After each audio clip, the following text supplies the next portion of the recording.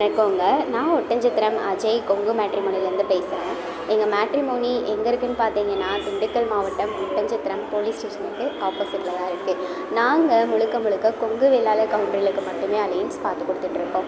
எங்கள் மேட்ரிமோனிக்கு என்ன மாதிரியான ஜாதகங்கள் வருதுன்னு பார்த்தீங்கன்னா, ஐடியில் ஒர்க் பண்ணுறவங்க, சாஃப்ட்வேரில் ஒர்க் பண்ணுறவங்க, சொந்த தொழில் பண்ணுறவங்க, ஃபைனான்ஸ் பண்ணுறவங்க, விவசாயம் பண்ணுறவங்க, 10th 12th முடிச்சுட்டு வீட்டில் இருக்கவங்கன்னு நிறைய பேர் அப்டேட் பண்ணுறாங்க.